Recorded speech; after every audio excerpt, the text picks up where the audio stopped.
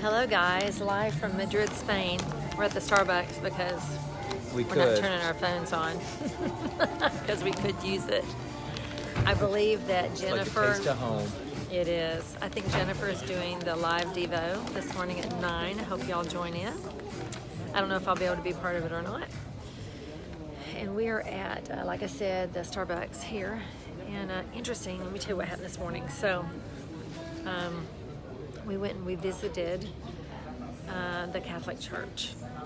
That apparently was like the second one consecrated after the one consecrated in Rome. So we've actually been to the one in Rome, and it was quite impressive. And this one also was impressive. Consecrated like with the saints and things of that nature. Anyway, bottom line, sitting in there trying to do a video, never could do it, and I kept crying. So, you know, I had mascara like doing this, so I had to clean all that up. Yeah, he wasn't near me. He didn't know what was going on.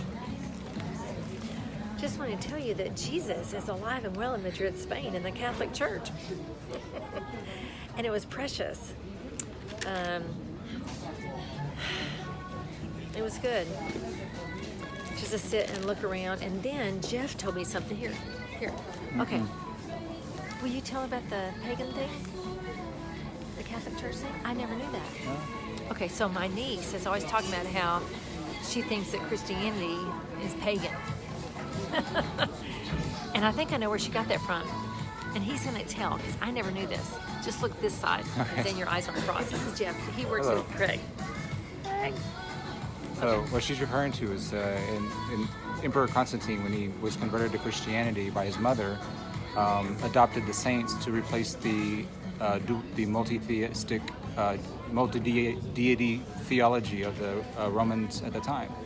They couldn't accept a single god because they had a god for everything. So they replaced the minor gods with saints and Zeus with God to get them to accept Christ and the entire structure of Christianity.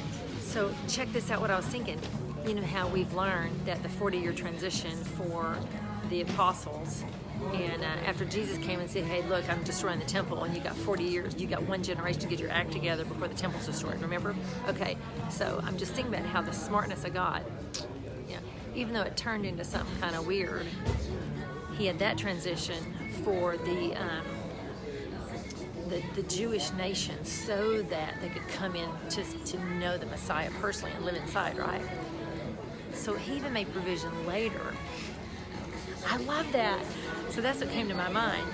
For those that just couldn't transfer over, and that was what, the first, second, third century? Mm-hmm. So that's like the first 300 years of Christianity, guys. He had another transition. He had a woman smart enough to know Jesus personally, brings her son in because she knew she could probably see the calling on us like to rule. Maybe they were from rulership. Don't know. I'm not good at that stuff. He's the history buff. He can probably tell you all that about that jazz. Anyway, bottom line is, what came to my heart was, so this woman saw the vision for Christ to enter into these people that didn't know him personally. She's like, okay, well, let's make provision for them. So we look at that as a bunch of crap, right? Maybe this woman had a vision for God to live inside of them.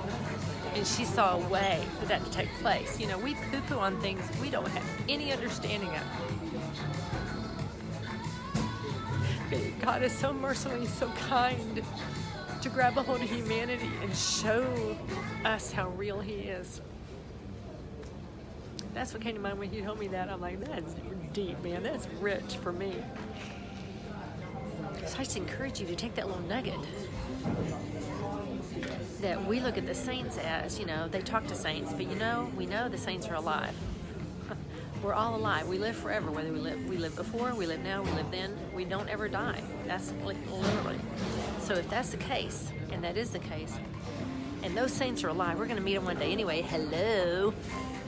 We could possibly even meet them while we're living on this planet, because you know heaven is not this way. Heaven is this way. It's a realm.